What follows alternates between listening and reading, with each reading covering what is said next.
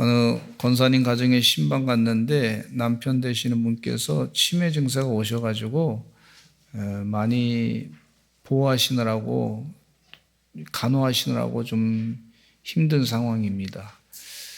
그런데 그 권사님 얼굴 모습은 상당히 밝은 모습이셨고 얼마나 오히려 신방 갔다가 저희가 은혜를 많이 받고 돌아왔어요. 근데 이제 권사님 간증하시면서 말씀하시기는 뭐라 그러냐면 좀 속상하고 힘든 일이 이렇게 가끔 이루어질 때 그때 속에서 울컥울컥 올라올 때마다 하나님 말씀이 기억이 난다 그래요.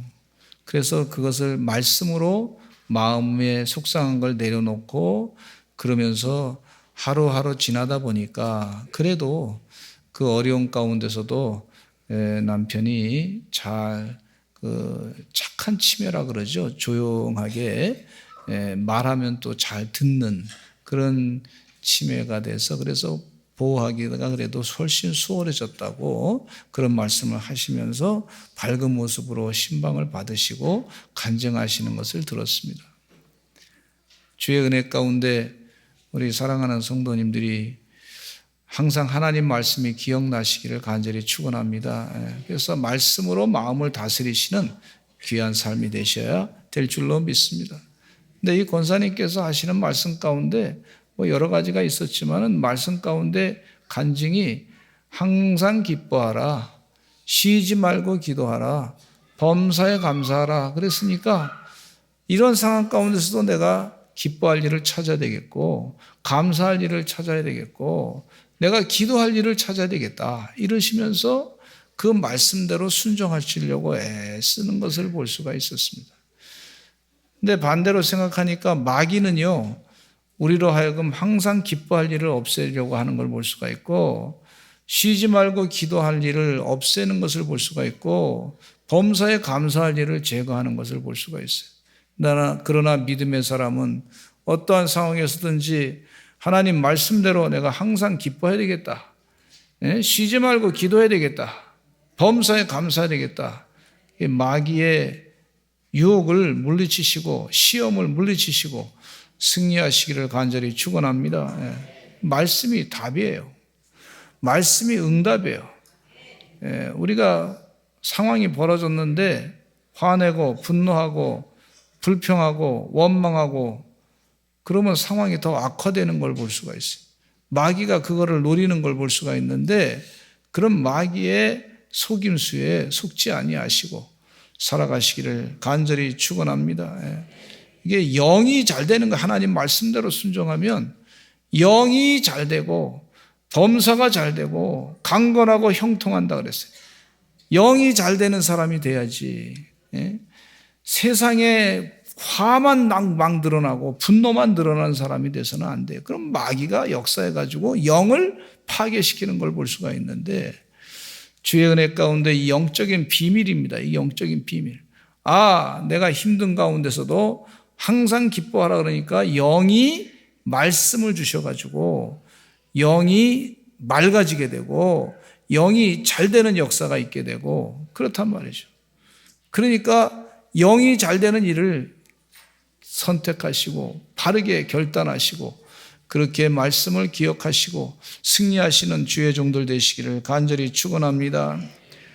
오늘 시편의 말씀을 통해서 은혜를 받고자 하는데 이 시편의 다윗은요 자신의 현실 가운데 쉽지 않은 생활을 했어요. 너무나 힘든 생활을 했어요. 그러나 우리가 그 다윗의 시를 통해서 깨닫는 것은 어렵고 힘든 상황이지만은 하나님께서 주신 영적인 비밀의 그 지혜를 가지고 그 상황을 극복하고 이겨냈던 것을 볼 수가 있는데 우리가 오늘 이 시간에 영적인 비밀을 깨닫고 우리 서산제일 감리교 성도들이 어디서든지 영적인 열매를 많이 맺고 영이 잘된 같이 복을 받게 될 줄로 믿습니다.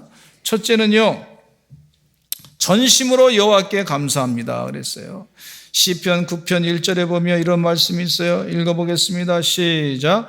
내가 전심으로 여호와께 감사하며 주의 모든 기이한 일들을 전하리이다 그랬어요. 다윗은 하나님께 전심으로 감사하는 마음을 가졌습니다. 참 어려운 상황에 살았어요. 어린 시절에 목동으로 사는 동안에 아버지로부터 좀 버림받은 그런 모습이었어요. 아니, 목동으로 일하면 좀 키가 크고 힘이 센 그런 큰 아들을 좀 보내면 괜찮을 텐데 그렇게 하지 아니하고 막내를 갖다 내보냈어요. 양을 치는 것이 무슨 뭐 사진에 보면 멋있고 목가적인 모습인 것 같지만 그렇지 않습니다. 양 옆에 짐승이 따라붙어요. 짐승이 양을 잡아먹으려고 공격하는 걸 볼 수가 있는데 사자가 공격하고 말이죠. 또 곰도 공격하고 늑대도 공격하고 뭐 별 짐승들이 다 공격해서 자기도 먹이를 먹으려고 공격하는 것을 볼 수가 있는데 그것을 막아야 되는 입장. 그러니까 목숨을 걸고 막았다 얘기하고 있어요. 그러니까 한번 돌팔매질을 열심히 연습해가지고 돌팔매질을 던져가지고 그 사자를 물리쳐야 되고 돌팔매질로 던져서 곰을 맞춰서 곰이 아파가지고 도망을 가게끔 해야 되고 야 내가 이러다가 죽겠구나 곰이 짐승이 말이죠. 그렇게 도망치게 만들고자 했던 것이 다윗인데 그러니까 뭐 편안하게 항상 뭐 지나고 뭐 아이 쉬겠다 뭐 그런 그 정도가 아니라 늘 긴장하면서 돌팔매질을 잘 던지는 연습을 했단 말이죠. 어떻게 하면 돌팔매질을 잘 할까? 수없이 많이 연습했을 거예요. 아마 수백 번, 수만 번 연습해가지고 그 실력을 갖고 다가가지고 한 번 던질 때마다 말이죠. 돌팔매질로 팍팍 꽂히게 만드는 그런 실력을 가졌던 것을 볼 수가 있어요. 그러면서도 외로운 가운데도 하나님을 묵상했어요. 하나님을 묵상했습니다. 형들이 자기를 별로 좋아 안 하는 걸 알고 있던 이 야곱, 이 다윗은 하나님을 묵상해. 하나님. 따라서 합시다. 하나님을 묵상했습니다.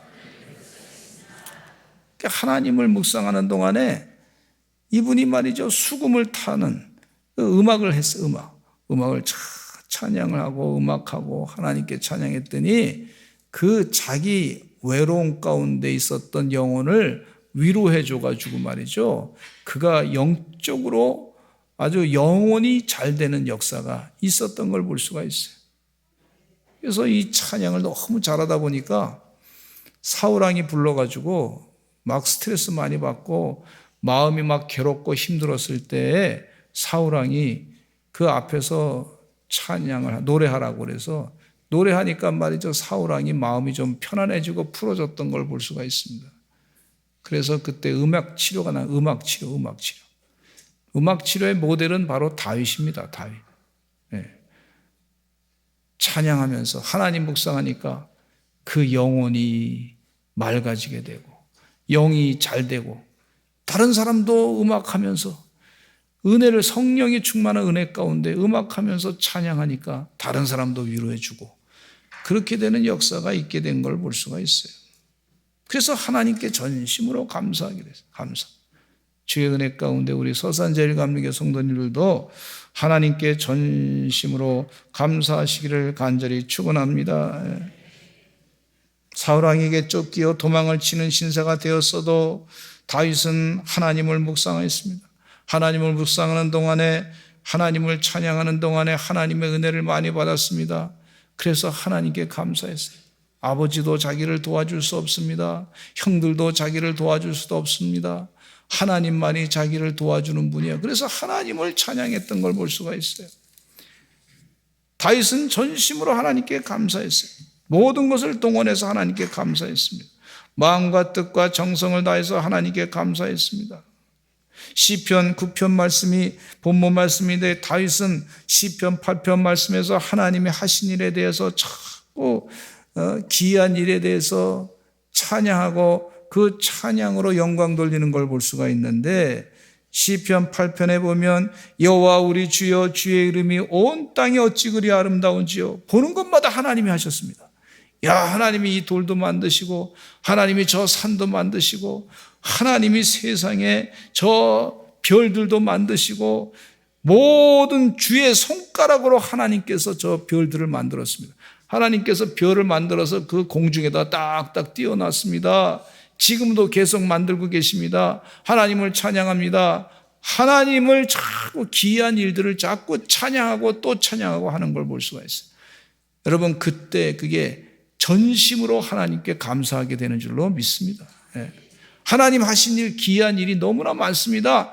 하나님께 영광 돌립니다. 그렇게 하시기를 간절히 바랍니다. 시편 8편 9절에 보면 이런 말씀이 있습니다. 같이 또 읽어보겠습니다. 시작. 여호와 우리 주여, 주의 이름이 온 땅에 어찌 그리 아름다운지요. 하나님의 이름이 말이죠, 온 땅에 그렇게 아름답게 펼쳐져 있다고 그렇게 찬양하고 있어요.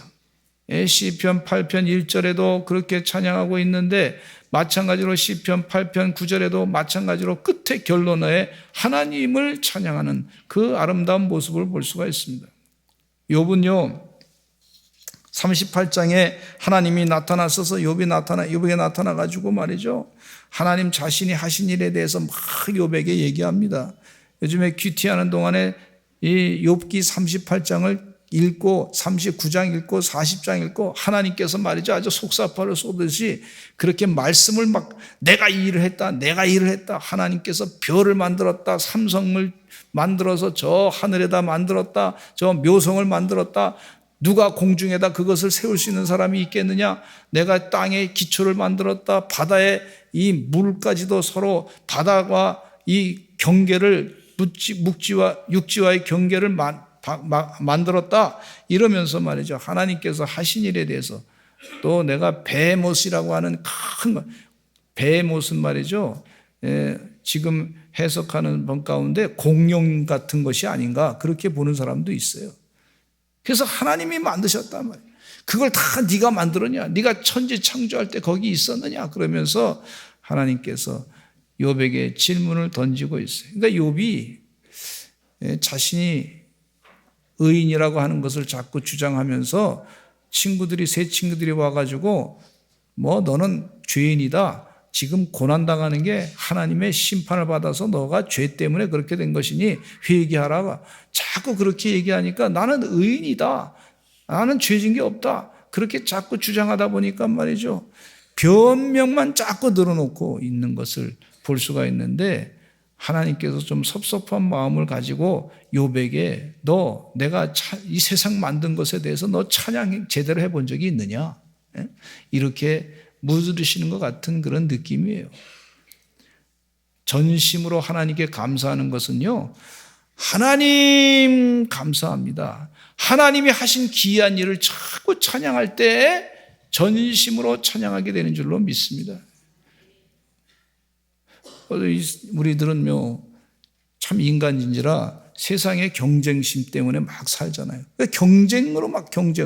그래서 경쟁하면서 조금 잘 되면 야 감사하다, 이런 마음이 더 생기는 걸 볼 수가 있는데, 그건 전심으로 감사하는 게 아니에요. 그거는 일부에, 극히 일부, 감사 일부야. 근데 전심으로 감사하는 게 뭐냐, 하나님이 행하신 귀한 일들에 대해서 하나님 너무 멋있습니다, 하나님 아름다우십니다, 위대한 일을 행하셨습니다, 그거를 감사하고 찬양할 때 그게 진짜 전심으로 감사하게 되는 줄로 믿습니다.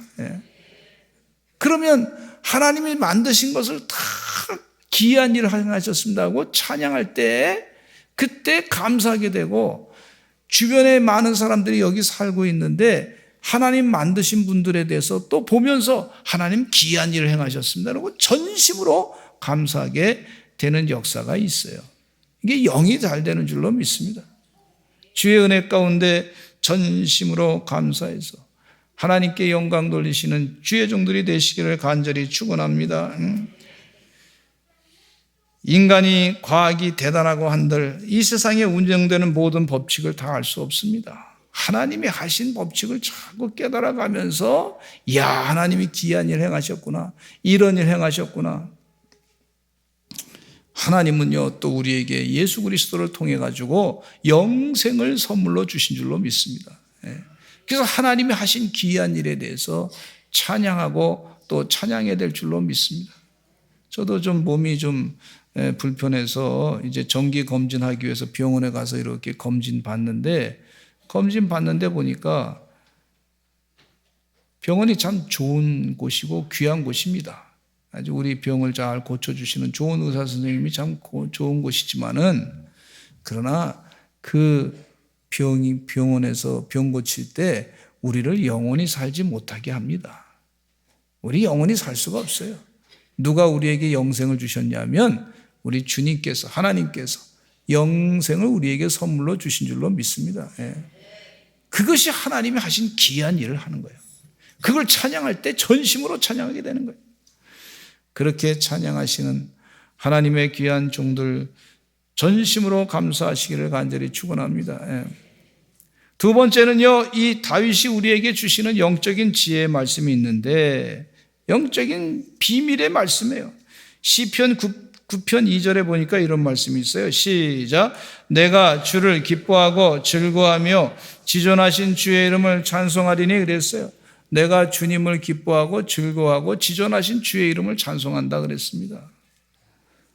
세상 사람들은 물질이 좀 많아지면 기뻐하고 내가 좀 몸이 아팠다 건강해지면 좀 기뻐하고 뭐 다 믿는 사람도 다 비슷비슷하죠. 그런데 정말 기뻐할 일은 뭐냐면 하나님을 생각하면 기뻐하고 하나님이 하신 일을 보면 기뻐하고 즐거워하시는 여러분 되시기를 간절히 축원합니다. 제가 찬송가를 미국에서 목회하는 동안에 성도님 가정에 갔더니 어떤 찬송가를 부르시기를 원하십니까? 그랬더니 이 찬양을 부르기를 원합니다. 그러시더라고요. 구주를 생각만 해도 내 마음이 좋거든 주 얼굴 배울 때야 얼마나 좋으랴. 그 찬송을 불렀어요. 근데 그 찬송을 신방 끝나고 나오면서 또 불러봤어요. 구주를 생각만 해도 내 마음이 좋거든 주 얼굴 배울 때야 얼마나 좋으랴. 그런데 그때 당시에 제 상황은 그렇게 쉽지 않은 상황이었어요. IMF 터지고 나서 목회하는데 너무 경제적으로 힘들었어요. 그리고 자녀들은 커가는데 이 자녀들을 어떻게 내가 보호할지 스트레스를 많이 받았어요. 또 이민 목회라고 하는 것이 쉽지가 않습니다. 아주 특수 목회라고 합니다. 특수 목회. 그런데 그 성도님들도 삶이 녹록지가 않습니다. 너무너무 이민 와가지고 많은 언어 문제 때문에 막 힘들고 자녀들도 잘 적응 못하고 그러다 보니까 스트레스를 많이 받았는데 그렇게 생활하시는 분들을 보면서 정말 내가 주님만 생각하면 기쁜가? 정말 내가 주님만 생각하면 내가 주의 얼굴을 보면 정말 기쁜가? 얼마나 기쁘겠나? 이렇게 생각하다 보니까 내 믿음이 아주 망가졌더라고 보니까. 너무 그냥 물질적인데 스트레스 받고 이거저거 다 신경 쓰고 막 그냥 하다 보니까 스트레스를 많이 받는 상황 가운데서 그러면서 주님을 생각해서 기뻐해야 될 텐데 세상에 지금 내가 현실이 힘드니까 말이죠. 그것 때문에 막 힘들어하는 내 자신을 보면서 아, 내가 믿음이 약하구나. 내가 이게 제대로 된 믿음이 아니구나. 확인할 수가 있게 됐어요. 그리고 기도했습니다. 하나님 도와주시옵소서. 이 기쁨을 회복시켜 주실 줄로 믿습니다. 간구하고 기도했더니 말이죠. 하나님께서 하나하나 깨우쳐 주시는데 말씀을 전할 수 있는 권세를 주셔서 감사하다. 또 말씀을 준비할 수 있는 은혜 주셔서 감사하다. 그 순간에 성경을 보면서 열심을 다해서 하나님을 묵상할 수 있는 은혜 주셔서 감사하다. 여러 가지가 있는데 하나님이 주신 게 제가 얘기한 것보다 더 많더라고요. 많이 깨닫게 해주셔서 얼마나 감사한지. 주님을 물론 삶에 힘든 일이 있어요. 세상 살다 보면 경쟁도 해야 되고 뭐 여러 가지 또 신경도 써야 되고 할 일이 많은데 그래도 그 순간에 그것만 생각하지 마시고 주님을 생각하면 내가 기뻐한다. 내가 주님의 얼굴을 뵈면 얼마나 기쁘겠나 하는 믿음을 가지시기를 간절히 축원합니다. 아멘. 이 다윗은 어려울 때에도 하나님을 찬양하고 기뻐했어요. 근데 욥은 산 가운데 하나님께서 좀 섭섭한 마음을 가지신 것 같은 느낌이 드는 게 그렇게 하나님이 하신 일에 대해서 왜 너 찬양 한 번 적이 없느냐? 왜 찬양 예배할 때 하나님께 그 힘든 거 알아요, 하나님이. 그 고난 가운데서도 하나님을 찬양해 본 적이 없느냐? 그래서 마치 욥기서 다음이 시편인데 다윗은 그 어려운 현실 가운데서도 하나님을 찬양을 했어요. 우리 서산제일감리교 성도들이 영적인 승리를 하기 위해서는요, 어려운 가운데서도 하나님을 담대하게 찬양하시길 간절히 축원합니다.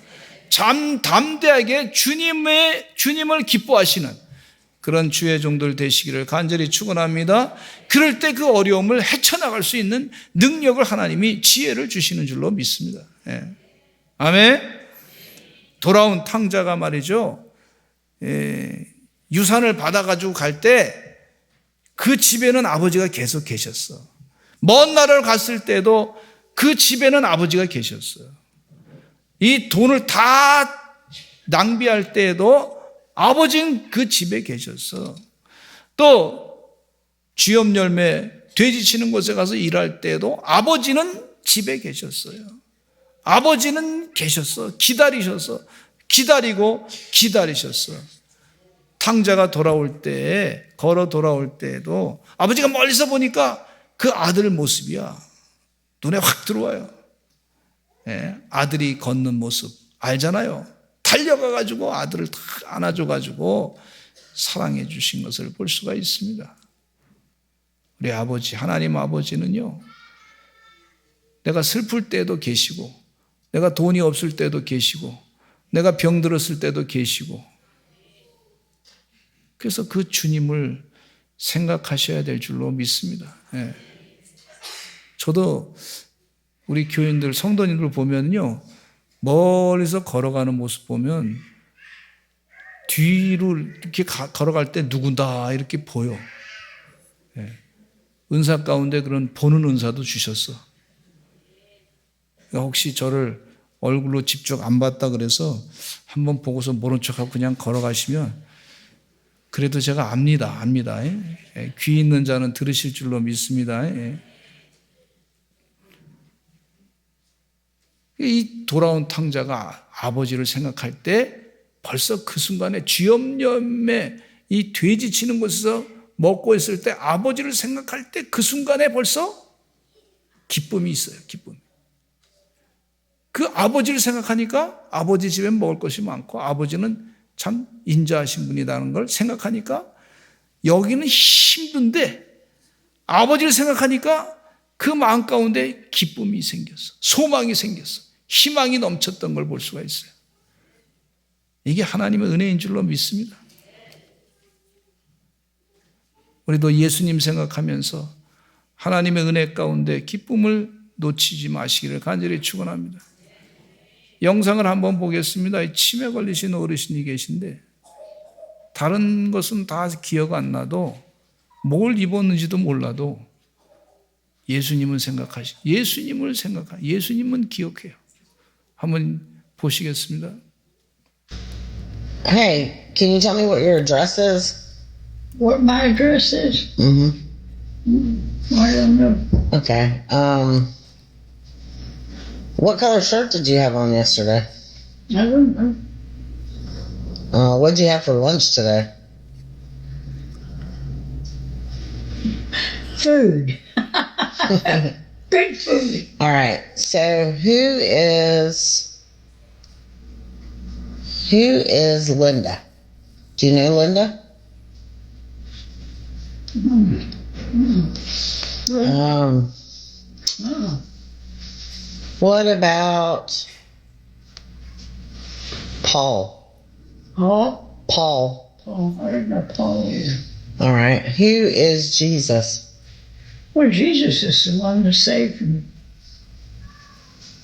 and lives in my heart and will take me home.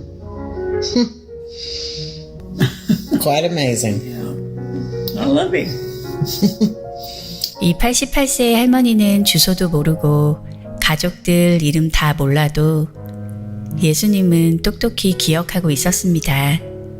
그리고 예수님께서는 자신을 집으로 데려가실 거라는 사실도요. 그리고 자신은 예수님을 사랑한다고 고백했습니다. 사도 바울은 갈라디아서 6장 14절에 이런 말씀하고 있습니다. 같이 읽어보겠습니다. 시작. 그러나 내게는 우리 주 예수 그리스도의 십자가 외에 결코 자랑할 것이 없으니 그리스도로 말미암아 세상이 나를 대하여 십자가에 못 박히우고 내가 또한 세상을 대하여 그러하니라. 사도 바울은 자신의 스펙을 자랑하지 않았습니다. 자신의 경력을 자랑하지 않았습니다. 그게 다 구원시켜주는 게 아니란 말이에요. 영생으로 인도하는 게 아니에요. 이 세상에서는 필요해요. 그러나 이 영생하고는 영생은 아니란 말이죠. 오직 그리스도만 자랑했던 걸 볼 수가 있습니다. 요한일서 4장 16절에 사도 요한은 예수님의 사랑을 깊이 깨달았습니다. 그리고 하나님의 사랑을 깊이 알았던 걸 볼 수가 있는데 같이 한번 요한일서 4장 16절에 보겠습니다. 60년이 부활승천하신 다음에 예수님 부활승천하신 60년이 지난 다음에도 예수님의 사랑을 감사했어요. 같이 읽어보겠습니다. 시작. 하나님이 우리를 사랑하시는 사랑을 우리가 알고 믿었노니 하나님은 사랑이시라. 사랑 안에 거하는 자는 하나님 안에 거하고 하나님도 그의 안에 거하시느니라. 아멘. 사랑하신 하나님을 안다는 것 자체가 이 사도 요한의 즐거움이고 기뻤어요. 기쁨이었어요. 여러분도 구주를 생각하면 기뻐하시기를 간절히 축원합니다. 그 구주를 생각하면 하나님의 사랑이 내 마음 가운데 깊이 체험되시기를 간절히 축원합니다. 요한일서 4장 17절로 18절에 이런 말씀이 있습니다. 시작. 이로써 사랑이 우리에게 온전히 이루어진 것은 우리로 심판날에 담대함을 가지게 하려 함이니 주께서 그러하신 것 같이 우리도 이 세상에서 그러하니라. 사랑 안에 두려움이 없고 온전한 사랑이 두려움을 내쫓나니 두려움에는 형벌이 있음이라. 두려워하는 자는 사랑 안에서 온전히 이루지 못하였느니라. 아멘. 요한복음 21장에 예수님께서 7절에 보면 이런 말씀이 있어요. 21장 7절 시작. 예수께서 사랑하시는 그 제자가 베드로에게 이르되 주님이시라 하니. 예수님이 사랑하시는 제자는 특별히 여기서 누구를 얘기하냐면 사도 요한을 얘기하고 있어요. 사도 요한을 예수님께서 이렇게 끌어안고 기대어서 편안하게 쉬게 했던 예수님의 사랑이 있었던 것을 볼 수가 있는데 사도 베드로가 늘 그 부분에 대해서 좀 섭섭한 마음을 갖고 있어요. 왜 예수님이 나를 이렇게 안아주지 않나 뭐 그런 마음이 있었던 것 같아요. 근데 사도 베드로가 부활하신 주님을 만나고 나서 식사를 하게 됐는데 그 식사 자리에서 예수님께서 묻습니다. 시몬의 아들, 요한의 아들 시몬아, 네가 나를 사랑하느냐? 이렇게 물어요. 그랬더니 내가 주를 사랑하는 주께서 아시나이다. 그렇게 베드로가 답변합니다. 근데 그 한 번만 묻는 것이 아니라 두 번, 세 번 물었습니다. 네가 나를 사랑하느냐? 너 나 사랑하느냐? 이렇게 물었어요. 근데 내가 주님을 사랑하는 줄 주께서 아시나이다. 이렇게까지만 얘기한 거예요. 내가 주님을 사랑합니다. 이렇게 표현 못하고. 왜냐하면 세 번이나 예수님을 부인했던 적이 기억이 나거든요. 내가 주님을 사랑하는 건 주님께서만이 아십니다. 주님의 내 힘으로 사랑한다고 말 못하겠습니다. 이렇게 자기의 부끄러운 것을 알고 있던 베드로가 고백을 합니다. 근데 저는 이 세 가지 질문, 네가 나를 사랑하느냐 하는 질문 가운데서 뭐를 또 깨닫게 되냐면 내가 사도 요한처럼 너를 그렇게 안아주면서까지 사랑을 안 해도 네가 볼 때 그래도 내가 너를 사랑하는 것을 그 마음을 알고 있느냐 이렇게 질문하는 것 같아요.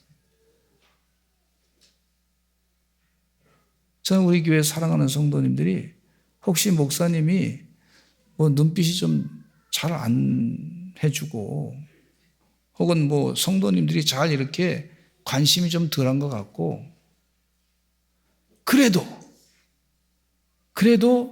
우리 주님께서 나를 사랑하신다고 하는 사실을 꼭 기억하시기를 간절히 축원합니다. 잊지 않고 주님이 나를 사랑하신다고 하는 사실을 꼭 생각하시는 하나님의 종들이 되시기를 간절히 축원합니다. 그러니까 사도 베드로가요, 나중에 성령 충만 받은 다음에 주님께서 나에게 가르쳐 주신 여러 가지 것들이 바로 나를 사랑한 거였구나 깨달았어요. 그리고 내 발까지 씻어주신 주님이니 그것이 얼마나 나를 사랑한 것인가. 사랑하시되 끝까지 사랑하셨으니 얼마나 나를 사랑한 것인가. 성령 충만하니까 이 사랑의 체험도 성숙해져 가지고 말이죠.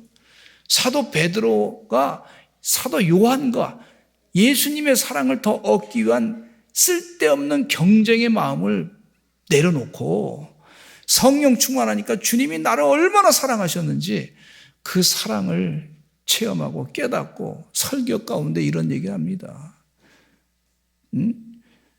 오직 예수 그리스도 외에 다른 이름으로 구원을 받을 길이 없습니다.